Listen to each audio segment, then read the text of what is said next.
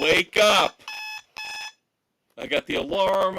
My mellifluous voice, I know, grating on your nerves as we try to get you up here on Saturday morning, August the 17th, 2024. It is your Saturday morning hangover cure, along with your Uncle Dave, the Conquistador Dave Height. You sad, pathetic piece of humanity. Why, again, did you do this to yourself? Will you never learn? You know the drill by now. Eggs, bacon, aspirin, coffee. Get it all going right now. Sit down. Try to ignore the pounding in your head. Breathe. As your Uncle Dave and I bring you the best in pop culture. Because that's what we're all about here on Sports Frenzy 2.0, the weekend edition. And what do we always start off with, Dave? We always start with The Rock. It's all about music, baby. And yes, I was sick last week, so I've got some catching up to do with you people. So let's do the album and the song first. And then you can play catch up with Collective Soul.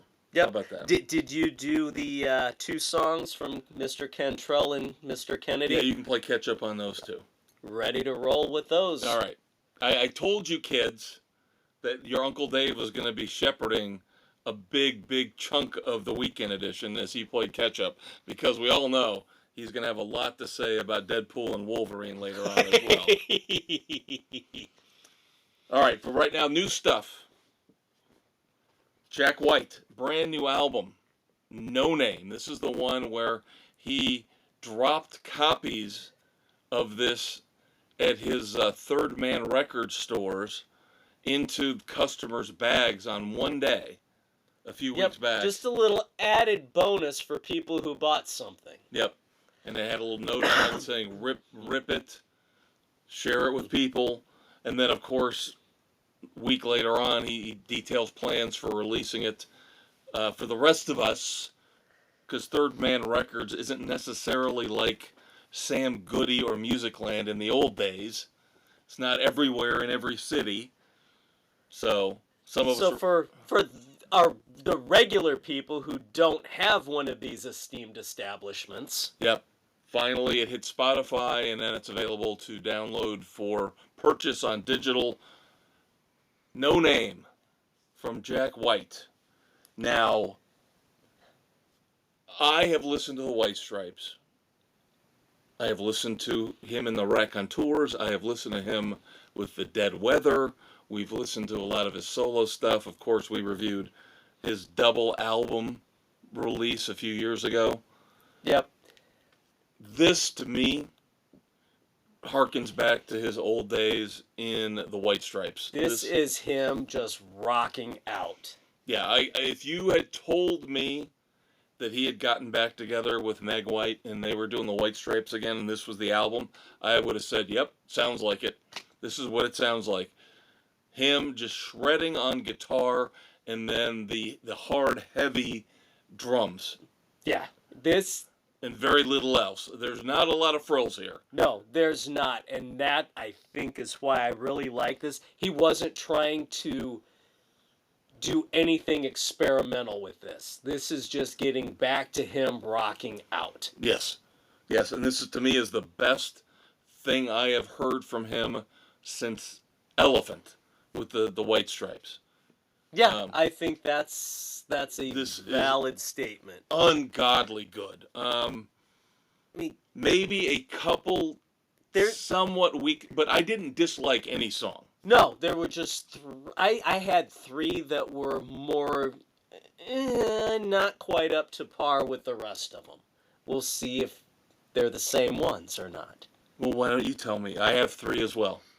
Okay, we'll start with the Mez that we didn't quite like so much. Yes. First one for me was Underground. I wasn't overly... Oh, dude, I loved Underground. Loved the wah-wah guitar. It was too Beckish for me. Beckish? Wow, that's an insult. That's an insult. It is, and it had those undertones to me. Oh, I loved it. I loved Underground. I thought Underground was very good. So, Morning at Midnight. Oh my God, what are you doing to me? It was two black. I had 3 songs. It was two black keys. The opening riff is actually very similar to something the White Stripes did. Yeah, but it had. If you're gonna steal from yourself, that's fine. that's okay. And then I expected more from the title, but the last one, Terminal Arch Enemy Ending. Endling. Or Endling. Yeah, I don't understand why they did that with it. Was I expected a little more oomph out of that one. That's the one I will agree with you on. I'll tell you, you're not going to agree with this comparison probably, but the first 30 seconds to a minute, I thought what he was trying to do was he was trying to create his own version of The End by the Doors. Now, this is not as long. Obviously, no, The End goes on for, close. what, 12 minutes? Yeah. But I can hear echoes. Where you could, yeah. I can hear echoes of The End in this. Yeah. Now, do I think it's a great song? It's okay. I agree with you. I would have liked a little bit stronger ending. Yeah. With that title. Yeah. Yeah, it's a great title. Except, again, I don't understand why it's Endling. I don't understand that. But, see, now I was going to say the other 2 weak ones for me were Archbishop Harold Holmes. See, now I like that one. And then Missionary. I can see that. That was borderline. Yeah. But, I mean, my God, everything else. Old Scratch Blues right off the bat. Oh, my God, that hooked me in right off the bat. It's Rough on Rats. Yep. Oh, my God, that was so good. Yep. And the thing is, most Tonight. Yep. Tonight was a long time ago. Yeah, the riff, the guitar riff is killer, and then that's a face-melting solo. Was a long time ago. Yeah, and the guitar solo is just fantastic. Yeah. He's got a couple on this. That are guitar just, solo. But what he is doing is he's focusing on the riffs. Yes. Again, every song has got a catchy riff to some extent. It is, yes. What's the Rumpus? I loved What's the Rumpus. Oh my God, What's the Rumpus was fun. It has the great chorus. It doesn't matter who, it only matters what you know. And I think that song was a little bit of, it's disguised, but I think it's a criticism of the media. Yeah. I think it is. And some of the songs early on, Old Scratch Blues and It's Rough on Rats, address economic issues. He's got his little subversive subtleties going on, addressing issues. Yep. So I know I kind of for me to overstate it to you, I know I sent you a text saying this album is ungodly good, and I think it's ungodly good. I do. But this is a 3.5. Yeah, I'm really tempted. tempted. This is 3.5. I'm going to say this is a very, very strong 3.5. That's what I'm going to go with. Yeah. This is going to be a contender for album of the year. That's exactly because what I thought. will listen to this album. Over halfway through, I thought, this is album of the year running. This is the full album. Even what I would consider the weaker ones are still better by far than the weaker of what we've had from everybody else. Yep, they're still interesting. They're still interesting to listen to. They don't drag the album down. They don't grind the album to a halt. Right. Yeah. Well, I'm glad you liked it. Oh, this was fantastic. This Jack White is one of those artists where you have to... He's polarizing. You have to deal with the bumps in the road to get something like this. Because you know something like this is coming at some point. You might have to wade through 3 albums before you get to it. But he's got that full solid run. He will become inspired, and he will put out a masterpiece like this. This is this is what we've been waiting for this year. Yes, he has not been screwing around. He said, I'm going to go out, play fucking guitar, melt your face off, and give you 13 songs that no bitching, pissing, moaning, and complaining, no experimentation. Here you go. And he succeeded. Yes. Unbelievably great album. Very, very good. Cannot recommend this one enough. Yep. And like I said, it is out there now for everybody on digital. So jump on Spotify and listen to this. You will not be disappointed. Because like Dave said, if you listen to the first 15 seconds of Old Scratch Blues and you're not pulled in, there's something wrong with you. Yeah, you've got a mental defect going on. Yeah. Because that song will rope you in immediately. Now, we move on to a couple gentlemen from Alter Bridge. One you're playing catch up on, but one we are reviewing together. Yep, let's do the new one as we're going with new stuff this week. First, Tremonti, Just Too Much. Yep. Opens with a great guitar intro. Yep. And you know you're in for a good ride with this one. Yeah, I liked it. I did. I will not sugarcoat it, though. I expected a little more from the first single. It's good. It's solid. It's not fantastic. It didn't grab me as much as I hoped it would. But that being said, I love his voice. I love his voice. I love Tremonti, his side project outside of Alter Bridge and Creed. Every album has been really, really good. Yeah. Especially the double album he did with Wolfgang, where he pulled Wolfgang Van Halen in. Yeah. For a couple albums. So I'll give it a 3. It's 3 frenzies. It's a 3. Yep. So we'll see what the rest of the new album. I'm sure the rest of the album will be fine. Now we have to wait a while for it. It doesn't come out till January, so we'll get another single or two here. Yep. Before then. All right, now we got to go back. Play catch-up time. Yep. Let me hit the songs first before we do the concert. So we will go with Mr. Jerry Cantrell, Vilified. It's catchy, but again, it's way Alice in Chains. But see, I like that. I do. This one, there's a lot I like and pieces that I'm not quite up on. It's a solid 2.5, week 3. I gave it 3. I gave it a solid 3. Just like Jack White, where Jack White is stronger when he sounds like the White Stripes. Cantrell is better when he brings the Alice in Chains. Mm-hmm. That's how I feel. Yeah. So, and then we go with Mr. Miles Kennedy, Nothing More to Gain. Once again, he did not disappoint. I think I like this one better than the previous one. Oh, wow. Okay. I'm not going there. So, it's right in there. It's still in that solid 3 range. Yeah. Oh, yeah. Yeah. No, I think Say What You Will was a little bit better. But this is the thing. They're right in there. This is the thing. This is what we're getting with Tremonti and Miles Kennedy. You know, they're high quality rock acts right now that are just there, along with Dave Grohl. These guys are the few, the proud.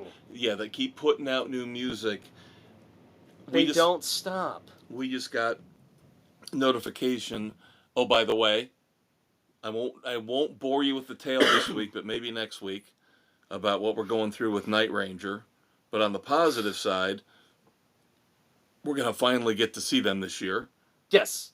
We did not get the whole Enough's Enough, Firehouse, Jackal, Night Ranger show. Frickin' venue is holding our money. Not happy about that. No, but we are going to go see Night Ranger. Again, they are fan friendly. So they must have known. What was Okay, going on we screwed over the fans in Plymouth. They didn't. No, They the didn't. venue. So we're going to come back. We're going to put on another show in December. In the area. Yep. So we are going to that. So that's cool. Nice little make good there. Yes. But the other show that was announced today that we were considering was Warrant. Warrant with Firehouse. Yep. We opted to go back with the Ranger. Which is fine. But tying into what we were just talking about, there's a story out there from Warrant's guitarist about how he is extremely disheartened about fans' lack of interest in new music.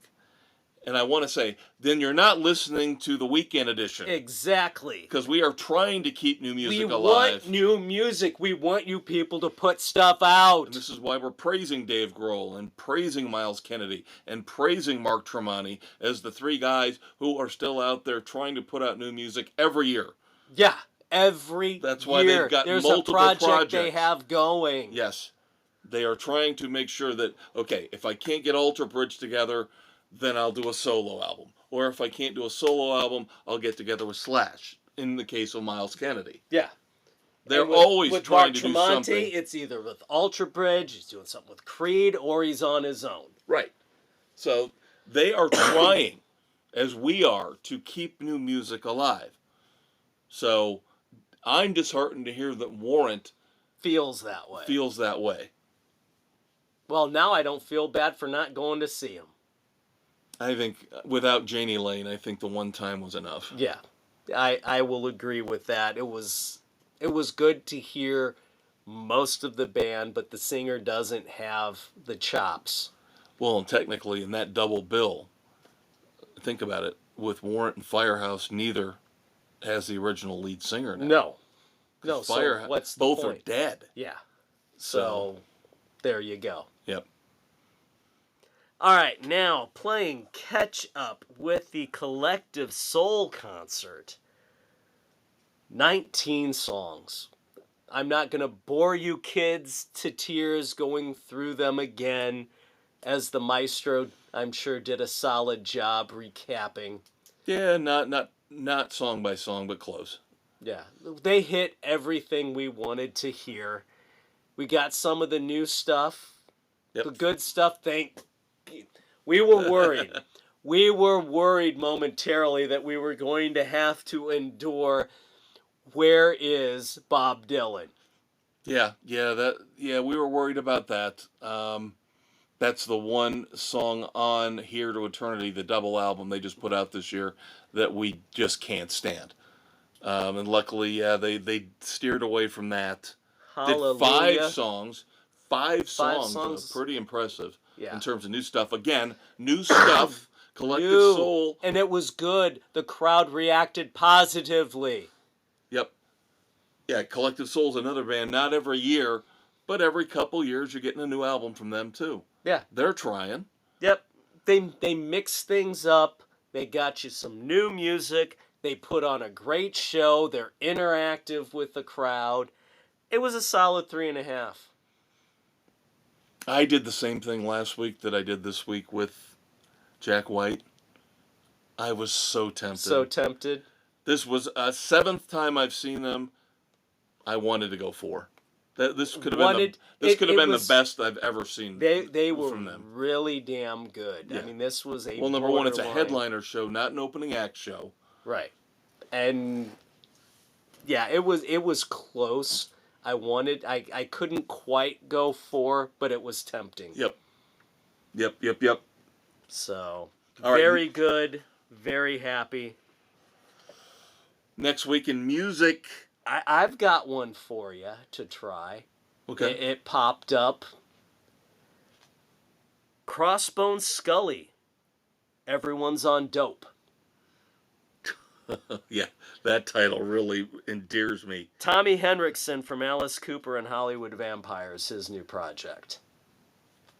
All right, I'll give it a shot. It had a decent riff to it. So we're looking for new stuff.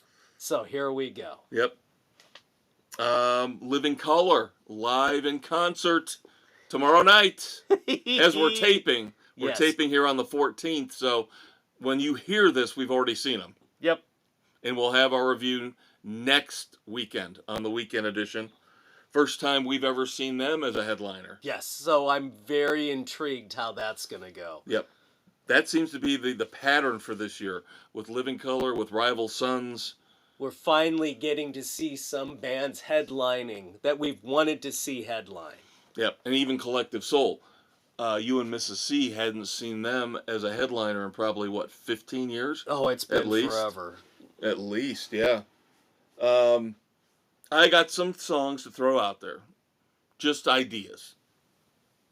I got yours. Okay, now this one I know we definitely have to review. New song from The Offspring, Light It Up. Oh, yes. New song from The Cold Stairs.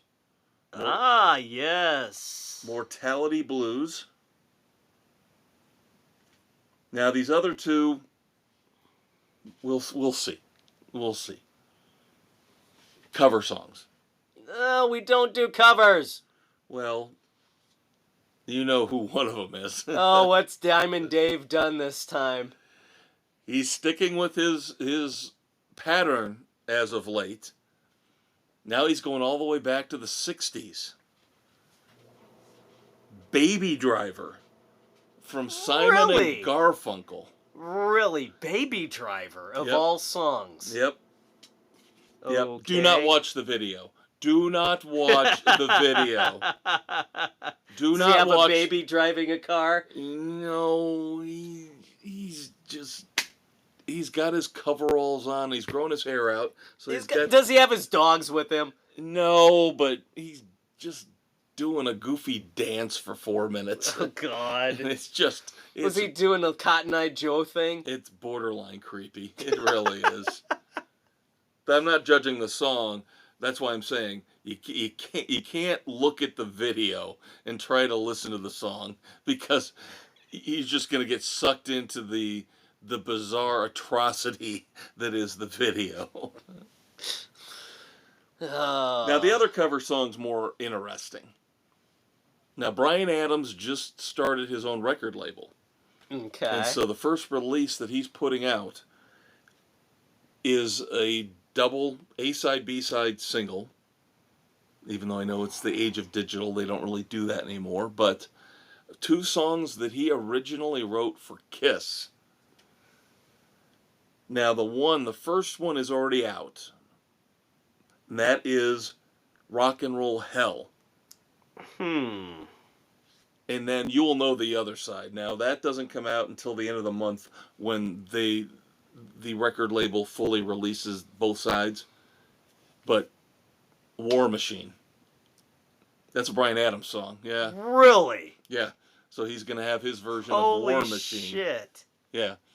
But right now, Rock and Roll Hell is out. Holy crap. I listened to it. It's not bad. His version is not bad. Now, I'm a pretty big Kiss fan. Of course, they play War Machine in concert all the time. Yeah. But Rock and Roll Hell was a little bit new for me. So, Very intriguing. just ideas. Just things that we're putting out there. There we go. All right. Let's go to TV and streaming. And then we'll leave plenty of time for our movies. Now, I got a couple good news items for us. First up on TV and streaming, The Gentleman has been renewed for season 2 Yes. by Netflix.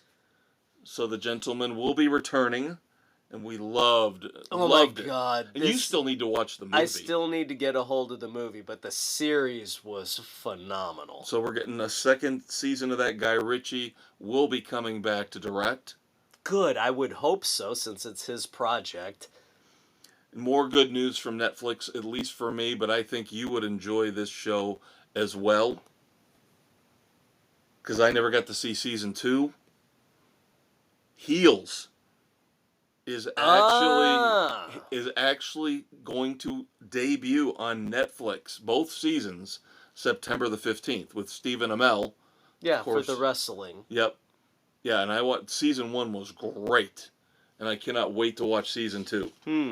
But yeah, Heels on Netflix, September the 15th. Now, of course, Mike O'Malley was the guy behind it. He's the one that created it. Right. He plays a bit role in it. And he is saying that if maybe we get that Suits type of bump with Heels, they might do a third season. Yep. So, we shall see how that goes. And ironically, the thing is... See, how did Suits come back? It was Meghan Markle. It was meh. Everybody's obsessed with Meghan Markle. It was meh to begin with. I never got into it. No, I know. It was... I'm just trying to explain it. And I told you I watched the first 3 or 4 episodes of The League, and I forgot she was in one of them. Oh, shit. One of the guys picks her up in a bar. And it's like, oh my God, I can't get away from her. This snooty bitch. I can't get away from her. There you go. All I'm right, sure she wants to forget that episode. I don't think she did anything overly subversive, like all but the guys. It's The League. Come on. Did you have any reviews for TV and streaming? I do not have anything for this week. So. I was reading. And we're going to do book reviews next. So book reviews and then movies. Save the good stuff for closer to the end. That's right. Not the very end. That's the bad stuff. That's the bad stuff. So The penultimate will be the good stuff. Yep. I did, even though it was canceled, I did finish up season 2 of Outer Range on Amazon Prime Video. Do they go left or right? Or do we have a conclusion? I think they figured they were going to get a 3rd season. Oh! Ow! They pulled a Terriers. I would say, of all the storylines and everything that were hanging out there that could have been resolved and tied up, 25%. Oof. Yeah. I am not bothering to go forward. Yeah, I mean, you get a little bit of a resolution to a certain point, but it's obvious that they figured they were going to have a 3rd season to tell more of the story. All right. It is twisty. It is sometimes hard to follow because it involves time travel.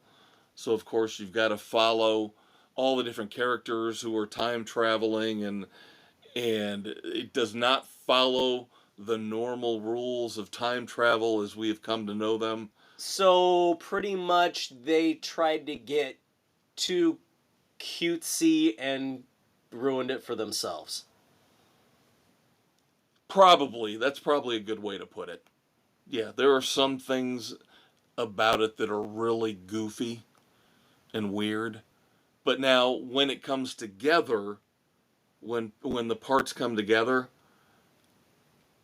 you're like, okay, not bad, kind of cool.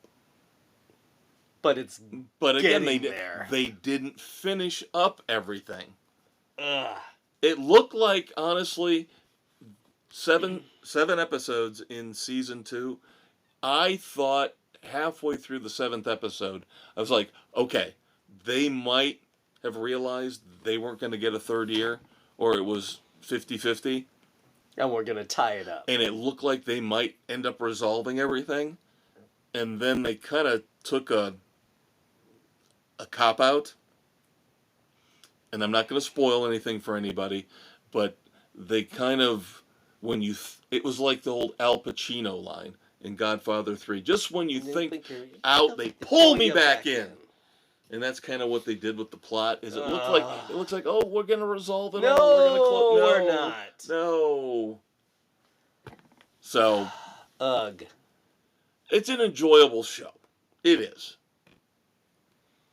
I know you're dead set because there is no 100% conclusion ending. I am not getting terriered again. I didn't feel as bad about this one as I did about Terriers. Terriers was so cut and dried, stupid, wrong, what they did to us. This one, at least, like I said, 25% wrapped up. Yeah. But there are still, I will admit, there are still a lot of unanswered questions. So, take that for what you will. I give Outer Range overall, well, season 2, I guess. Three frenzies. I think that's what I gave the first season, so it's solid. It was worth watching. It was only 15 episodes, so it wasn't like a huge waste of time. And there's some very interesting concepts and ideas. There we go. But knowing it's not going to continue, I'm not that far in, so I don't have the vested interest. There you go. But you do have a vested interest in books. I do. Especially John Connolly's character, Charlie Parker, the main private investigator, and his latest adventure, The Instruments of Darkness.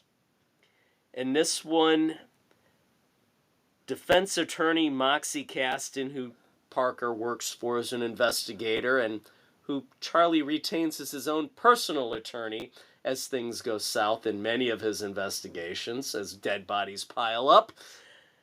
Moxie's defending the mother of a missing toddler, presumed to be dead because the father found a blood-stained blanket in the trunk of the mother's car when he went to change her tire. Now, was the child kidnapped and murdered, or what happens? That's what Charlie's tasked with finding out. And of course, with all the animosity towards the mother, Charlie brings in the twin man-child mountains known as the Fulci brothers, Tony and Polly, to babysit and act as bodyguards. Any ADD medications or whatever don't typically work for the Fulcis to keep them fully in control. They'll do whatever Charlie wants because he treats them with respect and he can do no wrong in their eyes and he can trust them with what he assigns them. And as things delve deeper as a medium, hears the child calling out for help. She has a checkered history of helping the police in the past, where some mysterious entity tricked her into thinking a missing person was in one place when the dead body was somewhere else. So this dark force, she senses the presence around the dead child. So with all the weird stuff happening and different attempts on life and neo-Nazis partaking in, Charlie calls in his two buddies, Angel and Lewis, the thief and the hitman, to come back in to help give him some backup. It's a wild ride. And if you've read John Connolly in these stories, you know there's a little supernatural twist tied in.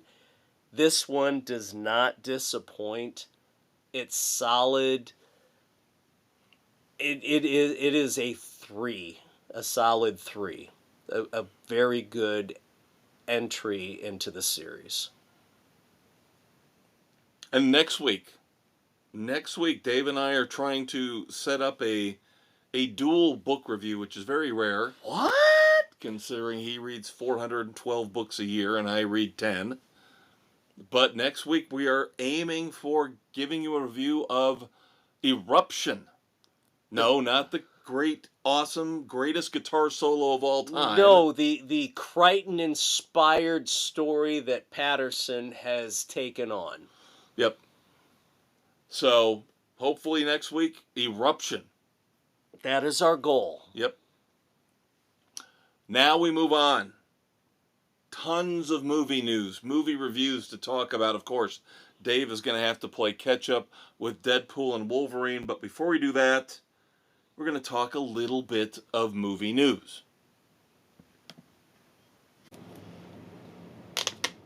All right, so movie news. Before we get into all of our reviews, trailers. Now, Dave and I both watched the new trailer for Kraven the Hunter today as it was released. Again, this is taping on August the 14th. You're not getting to hear this until August the 17th, but we finally get a better look at the Rhino.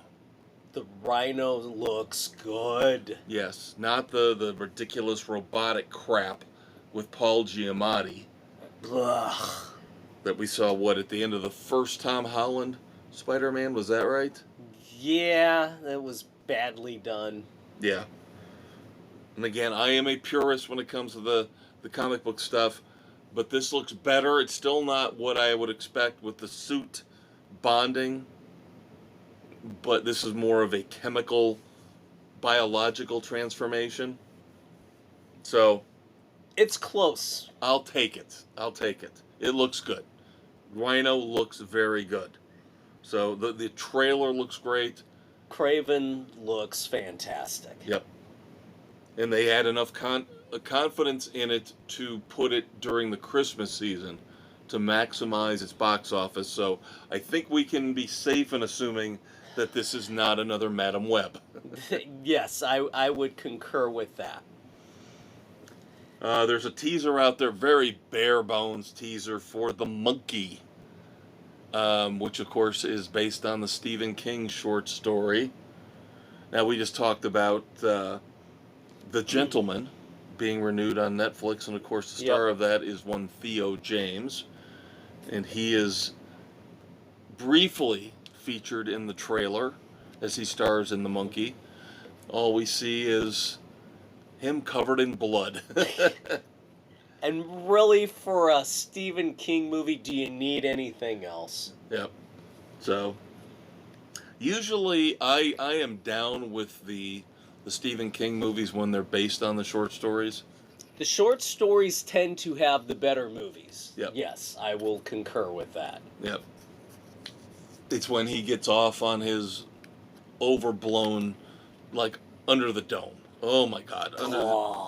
I got through the first season and then I didn't even bother with the second because I just didn't understand how can we keep going with this storyline. It's just awful. Disney, those bastards, teased us. They showed a trailer at their little convention here last week for Daredevil Born Again, and they won't release it to the public.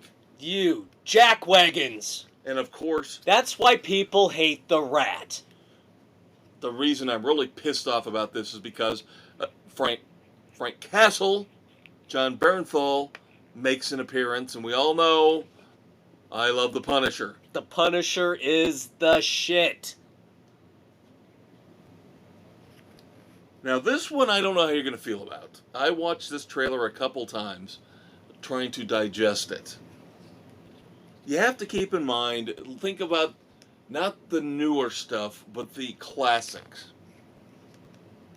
Saturday Night. The trailer for Saturday Night. This which is going to chronicle the 90 minutes leading up into the very first episode of Saturday Night Live. Right, and it looks like they have cast it remarkably well. The cast looks fantastic. Don't get to see a lot of John Belushi in it, but the guy who plays Chevy Chase has the great line at the end when he falls over a trash can, not on camera like Chevy would do, but backstage, and he says something like, "Oh, I'm sorry, I tripped over my penis." But this looks very intriguing.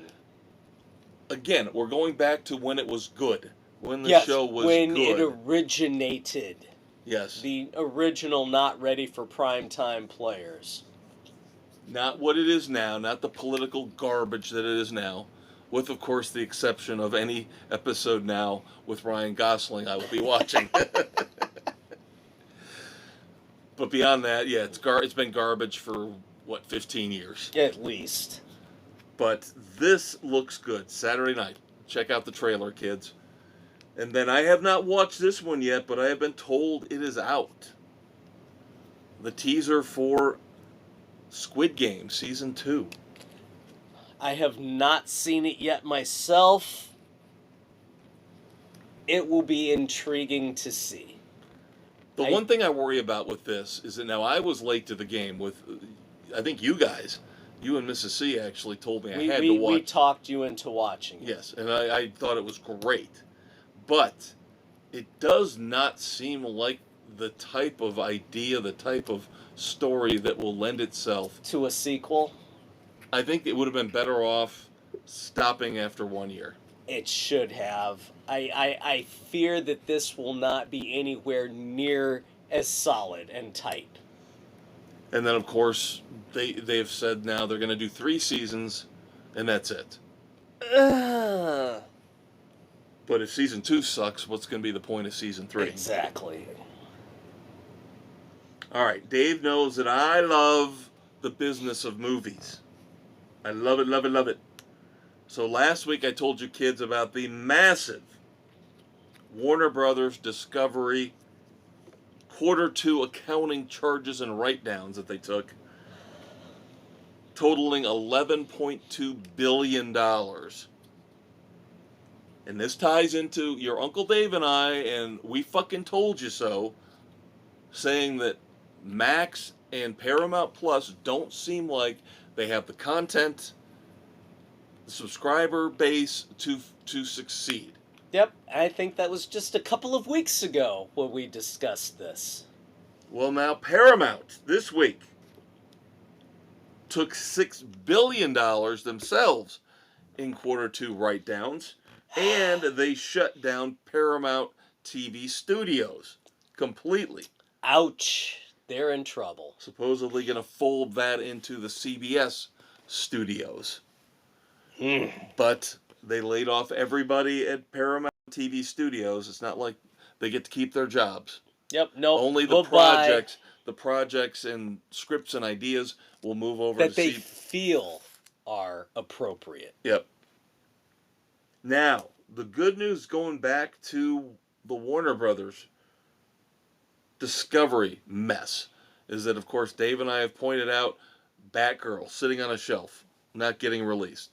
Coyote versus Acme sitting on a shelf, not getting released as they take these accounting write-downs, basically getting some kind of a break on their taxes by not releasing these finished projects. Which is bullshit, loophole crap. Well, the good news is one, not of those, but there is another one out there sitting on the shelf that will finally see the light of day. Now, there's a small new upstart company called Ketchup that has gotten the rights to release Looney Tunes The Day the Earth Blew Up. Oh, please tell me it solidly features Marvin. All I know is that this was another one of those Max write-offs. Features Daffy Duck and Porky and Petunia Pig. You gotta have Marvin the Martian with the day the Earth blew up. Come on. Well, this has gotta be Duck Dodgers. I was gonna say, yeah, if you got Daffy in it, at least we've got hope for Duck Dodgers, right? Yeah, because Porky played a prominent role as Duck Dodger's sidekick. That's what I'm saying. Ergo, we have to have Marvin. Before space modulator. So at least we're going to get one of them.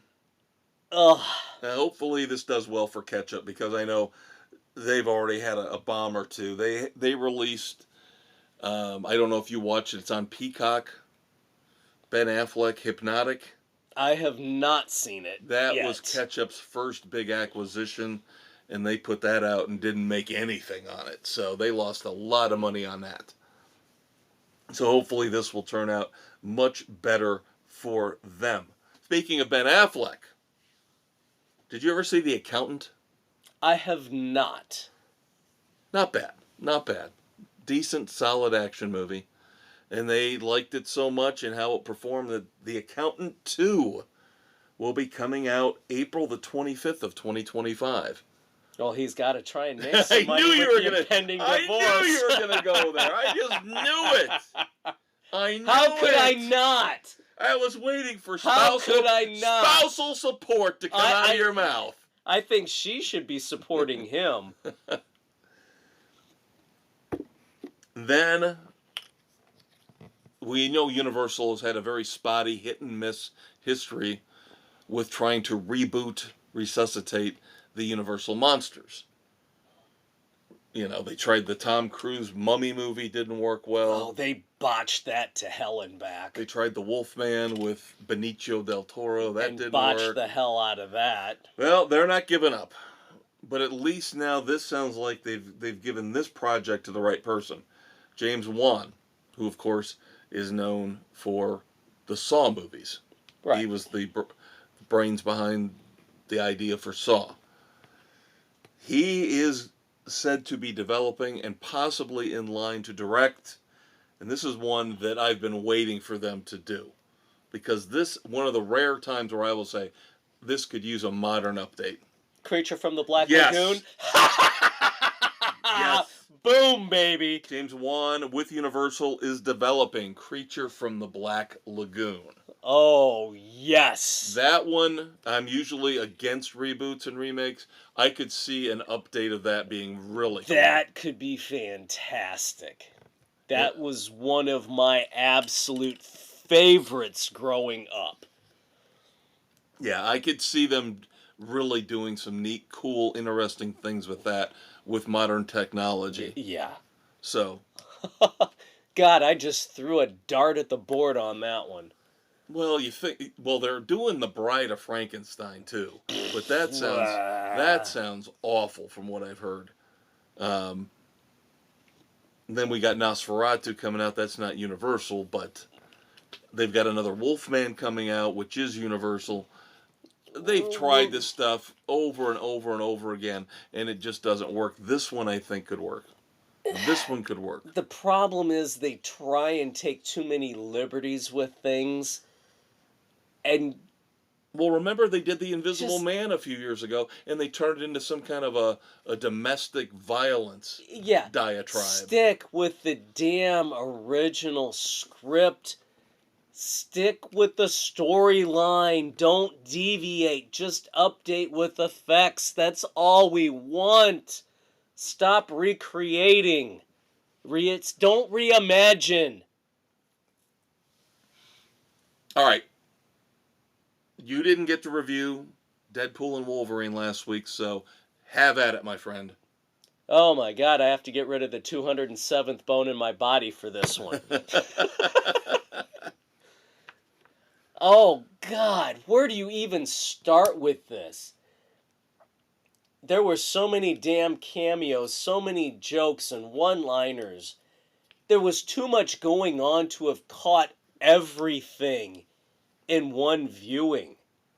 This is going to require getting the DVD and watching it and pausing and backing up and slow-moing to get everything that they put into this.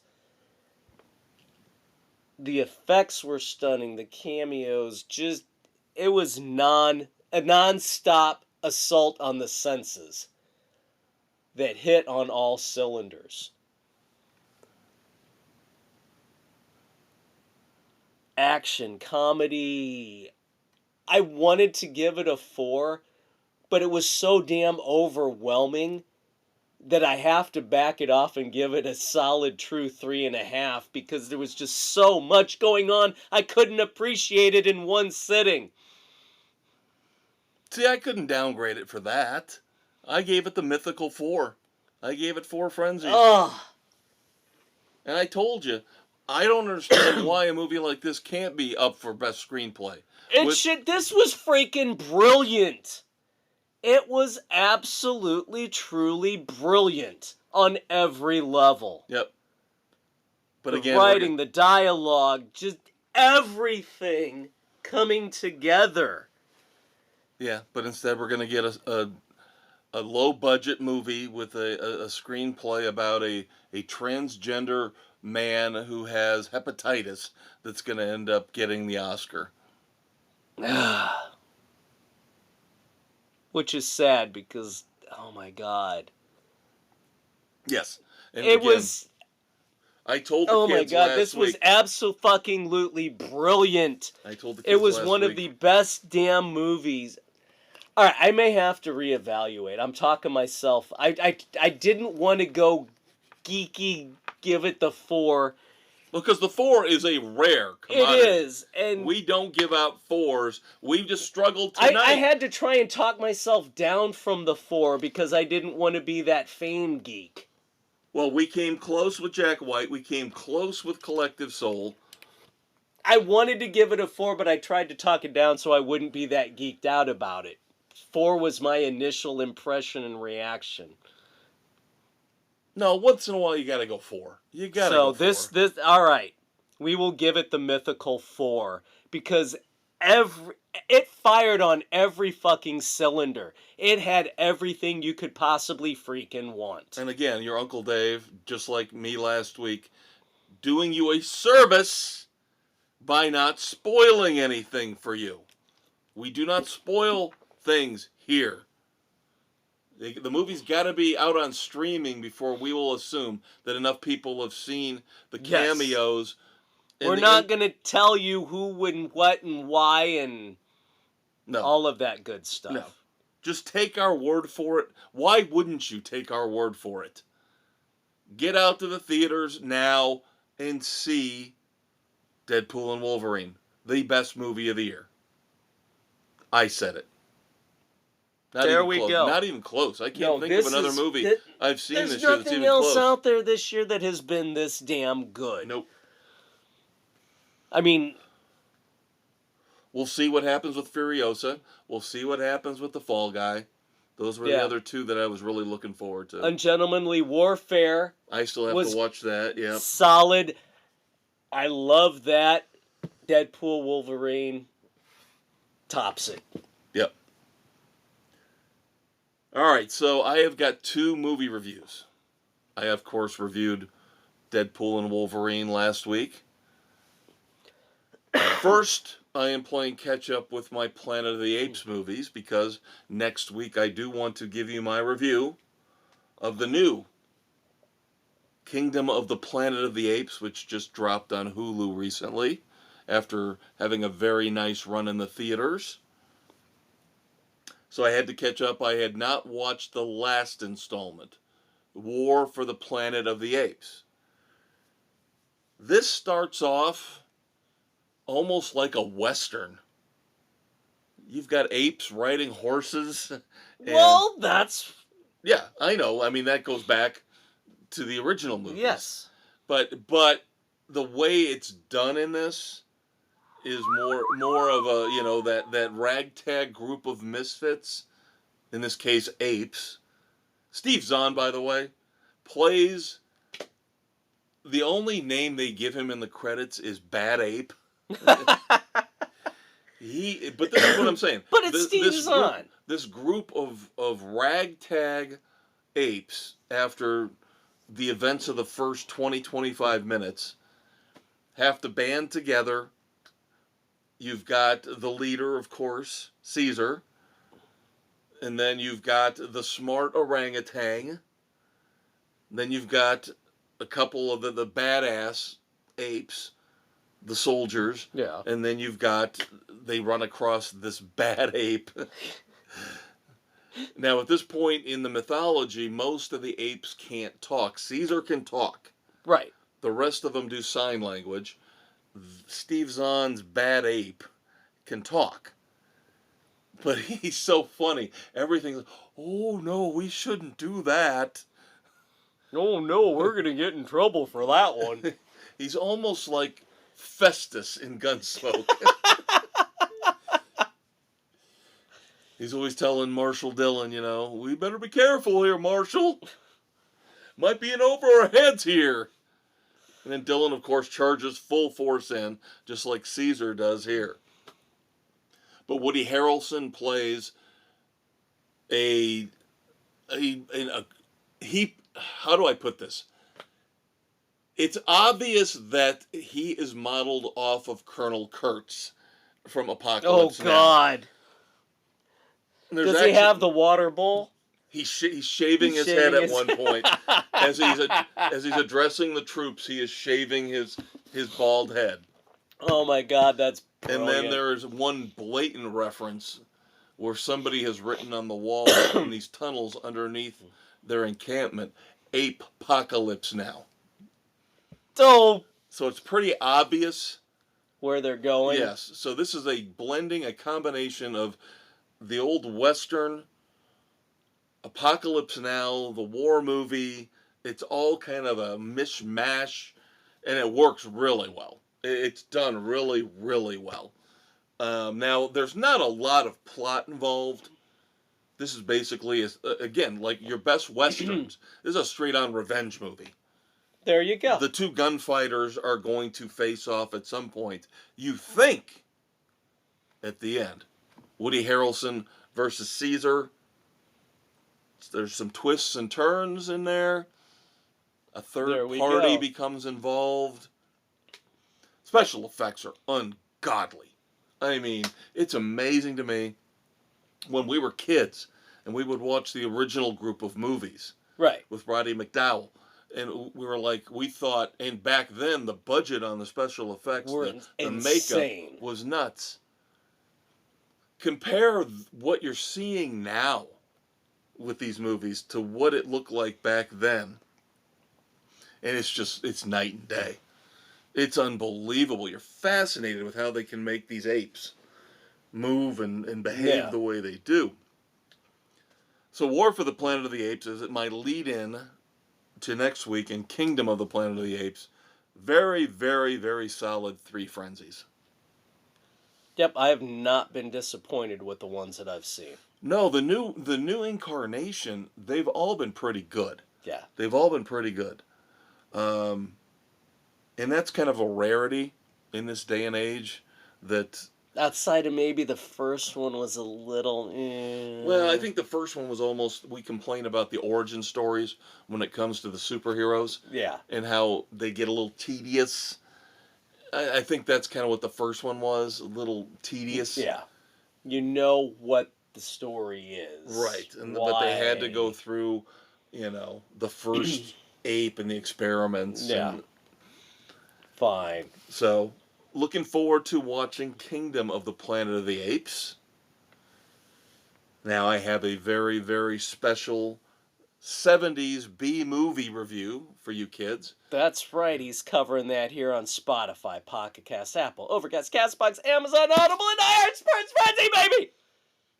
Of course, that is iHeartRadio for you kids out there in podcast land. Don't forget to check out the Facebook page as well, where you can find links to each and every Sports Frenzy episode. Including the Thursday Sports Edition, where you can find all of our picks from the panelists that participate. Okay, now Dave and I, he, again, a few years younger than me, but for the most part, we grew up with the same TV stations, the same shows on reruns, repeats, and the same Saturday afternoon movies on Son of Svengoolie or Friday night Creature Feature. This is one that I have never seen. So this is not a story time. This is a new review. This is a full new review. Not new zoo review. You would be shocked that I watched this movie. Now, I did tell Dave a little bit off mic that I bought this 4-pack of horror movies that included Phantasm 2, Serpent and the Rainbow. So good. And then, oh God, what was the Funhouse. The Funhouse, right. The 4th movie, which for some perverse reason I was drawn to, was called Why would you subject yourself to a snake movie? I know. I'm like, this is like me trying to conquer my fears. Because I hate snakes. And then the worst part of it was, Dave, I put the movie in, and the first thing it says is, every snake in this movie is real. We got the python from here. We got the king cobra from here. We thank the actors and actresses for their bravery in dealing with some of these scenes. And I'm like, oh shit, what am I going to do to myself with this? Now, I did not expect the twist in this one. Now, this one I'll spoil because this is from 1973. It stars Strother Martin and Dirk Benedict. Of course, Face from the A-Team. Oh my God. Strother Martin plays this mad scientist who has his little house out in the middle of nowhere, and he keeps getting grants for snake research. 1973. Yep. And so he has to deal with an insufferable head of the department, the head of the science department at the local university, as he keeps trying to get renewals for his grants. Of course, his former assistant mysteriously disappeared, had to go home quickly to help with a sick relative. But he needs more help. He needs a new assistant. And of course, he's got his hot daughter, who works in this isolated outpost with him. So Dirk Benedict, do-de-do-de-do, sure, I'll take the job. At the very beginning, we see a shady man load a crate from the doctor's residence, gets paid $800, and we're like, okay, what is this going to have to do with anything down the road? Well, it turns out down the road that man runs a carnival. And what was in the crate was the former assistant, who Strother Martin's doctor has been experimenting with injecting king cobra venom into humans. And that one, I think his name was Tim. Tim failed.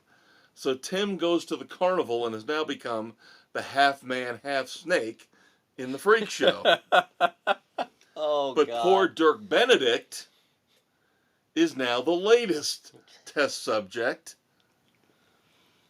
And so we have to deal with all these different real snakes again, supposedly. The king cobra, the black mamba, the pythons. And so while the doctor is experimenting on Dirk Benedict, and of course Dirk Benedict starts to shed his skin after the first couple days. It's like, why am I peeling? Oh, that's an effect of the anti-venom. Don't worry about it. It'll only happen once. And then meanwhile, the daughter falls in love with Dirk Benedict, of course. Of course. The doctor makes a point of saying, do not exchange bodily fluids with him. Then, of course, you've got the local sheriff and the local deputy investigating the disappearance of Tim. And then a couple people piss off the doctor. So while he's injecting Dirk Benedict with the King Cobra venom, he's got to take his snakes out to deal with these people who are fucking with him. Including, if you remember, Red Brown? Red Brown was, I believe, the first person to ever play Captain America. Remember those cheesy Captain America movies? That was Red Brown. He's in this. He plays the big bully from college. Oh, Lord. And, of course, he ends up having to feel the wrath of the doctor for killing his python, his best friend, his python. So, of course, he sneaks into the guy's apartment and puts a black mamba in the shower with him. Well, he could have put it through the plumbing and up through the toilet and Oh Castrate God, him. that's a nightmare. That's a nightmare. That's part of the reason why I don't think I'll ever go back to Florida.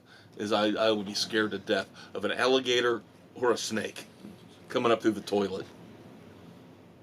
All right, I've probably again. This is from 1973. Come okay, on, there's not that much 50 to years it. ago.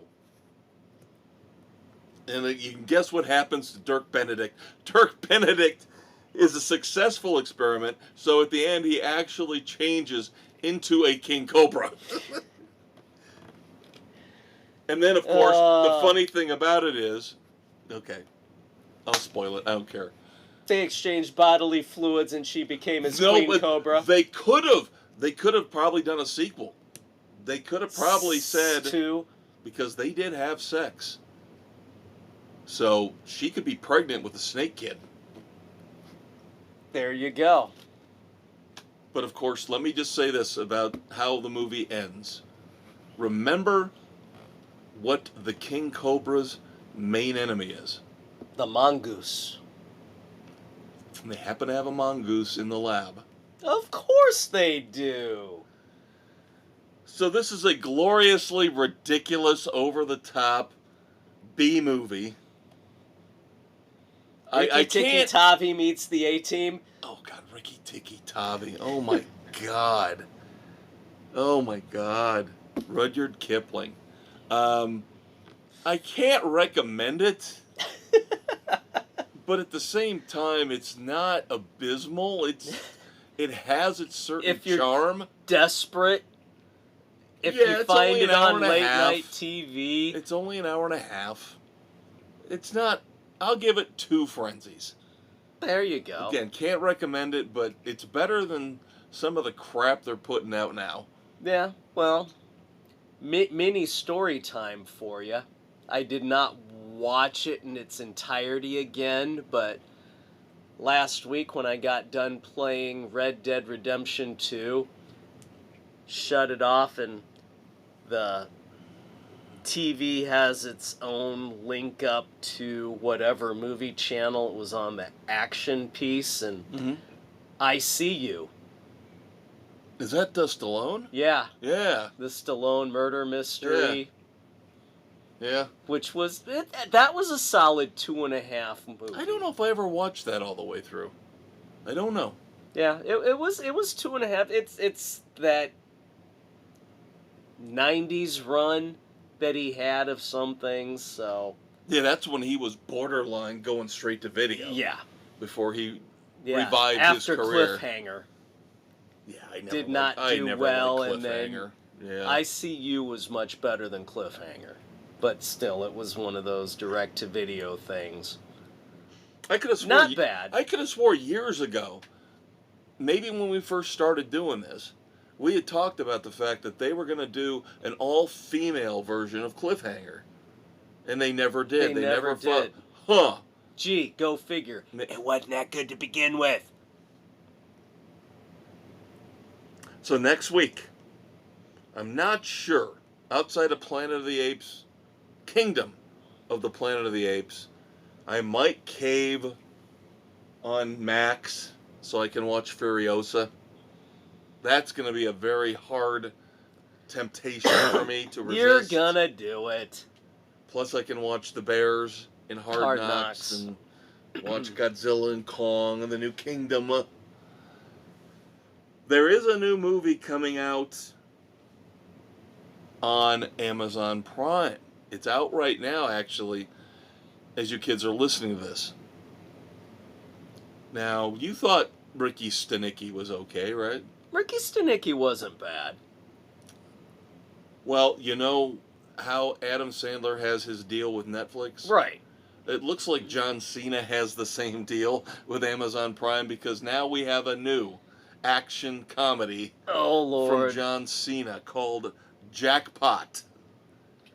I have heard it described as the greatest Jackie Chan movie that Jackie Chan is not in. It stars him and Aquafina. Oh, God. And, of course, has something to do with lottery winnings. And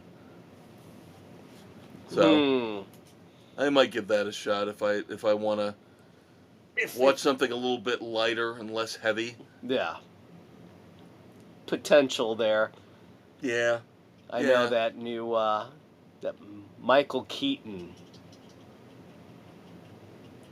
movie. The God, no, I can't think of it. No, he's not talking about Beetlejuice, kids. No, where he's a hitman who's Yeah. starting to have memory issues, starting to suffer early onset. Something about Knox. Yeah, then last Knox goes away or Yeah. Knox, something like that. Yeah, that I'm What is that intrigued on? by. I can't remember. But I'll have to do some digging. I don't know if it was Peacock or not. Knox goes away? Knox goes. Yeah, I think it's Knox Goes Away. Okay. Yeah, I'm always down for a good Michael Keaton movie. We'll have something for you next week, kids. A full slate. Yep. Now, thankfully, not a lot in terms of moments of silence. Although we do have one big one in the wrestling world. That we do. One of the biggest heels. Of course, we were just talking about heels. The Taskmaster. Kevin Sullivan had feuds with Hulk Hogan and a bunch of others throughout WWF and, of course, WCW. Kevin Sullivan was one of the greatest villains in wrestling history. As Dave said, the Taskmaster. So, he will be missed. Yep. As Kevin Sullivan passes away. Thoughts and prayers to all his family and friends. All right, so now we need to pivot. Four dumbasses this week.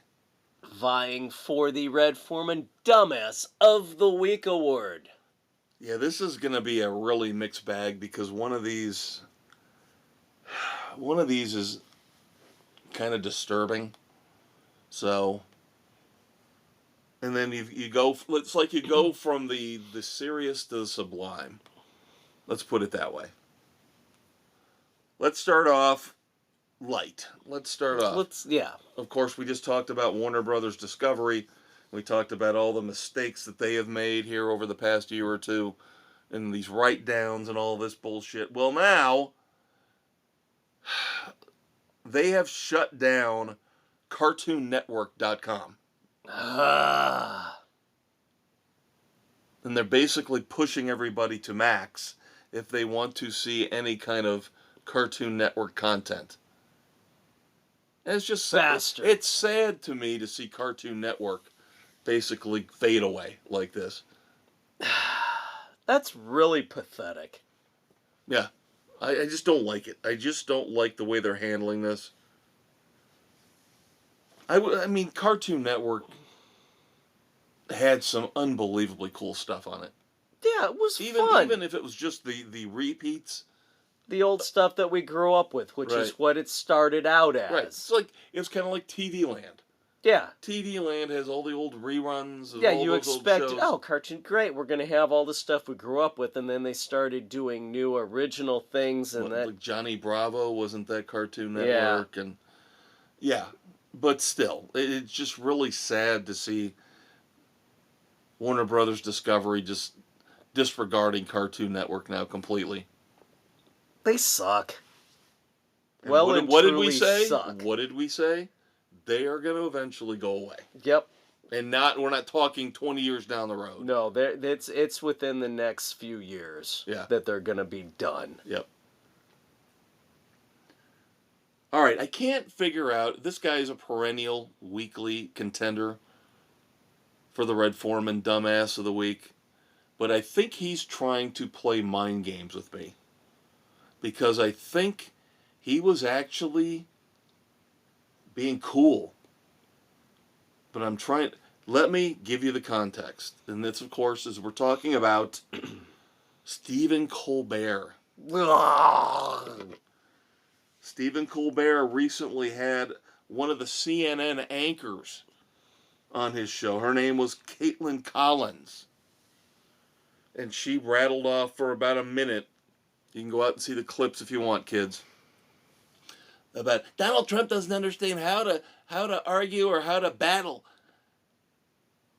Kamala Harris. He doesn't understand. He's never been in this territory before. He looks like he's worried and he's stunned. He knew how to attack Joe Biden, but he doesn't know how to attack Kamala Harris, and it's really showing. And it's really bothering him. So Colbert listens to this for about a minute, and then he pulls this line out of the hat. And I'm paraphrasing, but I'm pretty close. He goes, well, first off, let's just get this right, because we all know that CNN is objective and only reports the straight news. And the audience breaks out into laughter. And Colbert kind of looks sideways at him. And she gets all mad, this Caitlin Collins. Was that supposed to be a laugh point? And he goes, no, but I guess it was. And I'm like, is he fucking with me? Because he actually seemed like he was being cool there for a minute. For a minute. Every so often he actually is normal, but it doesn't happen too often. For him to basically acknowledge that CNN is a joke? Yes. Yeah. So I basically guess I'm calling Caitlin Collins the CNN dumbass, anchor, the dumbass, for not getting it, not understanding the joke, where the audience did, and Colbert obviously got it. I thought that was very clever on his part. Very, very well done. But she, of course, I'm is from an idiot. CNN. Ooh, CNN, it's not news. All right, Dave. On the surface, this one might seem like, what are we doing this one as a dumbass for? Outside of Chicago, Illinois, a woman named Vera Liddell was just sentenced to 9 years in prison for stealing $1.5 million from the Harvey, Illinois school district. You go, what, Kev? Come on. That's terrible, but why does that make her... I mean, she's a common criminal. She got what she deserved. 9 years in prison. Oh, wait! I didn't read the whole thing. More. I didn't read the whole thing, kids. She didn't steal $1.5 million. She stole 1.5 million pounds of chicken wings. $1.5 million in chicken wings. In chicken wings. 11,000 cases of chicken wings. She stole 11,000 cases of chicken wings from the Harvey, Illinois school district. And they finally did an audit and said, why are we ordering chicken wings? We don't serve those to the kids because they've got bones in them. Which family member of hers had a chicken restaurant? They still have not been able to determine what she did with $1.5 million worth of chicken wings. Oh my God. So bad. Again, 11,000 cases. She would go pick them up in a van, her personal van. And nobody ever questioned it. Do whatever with them. And I think the auditor saw that they were $300,000 over their food budget halfway through the year. And said, I better look into this. Gee, you think? Where's the checks and balances? But come on. Chicken wings, not money. She didn't steal. Chicken wings. She did not steal. Ain't no thing but a chicken wing.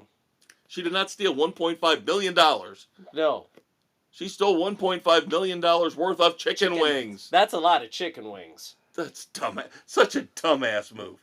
Come on. Oh, Lord. What are you doing? Lord have mercy. I think you're onto something.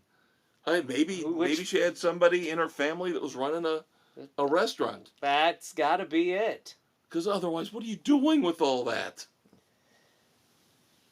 Eventually, at some point, are we having chicken wings again for dinner? Come on. Come on, Grandma. Can we have some SpaghettiOs? Or a manwich once in a while? God damn it. All right, finally. This is the one that's kind of disturbing. And this is going to be more about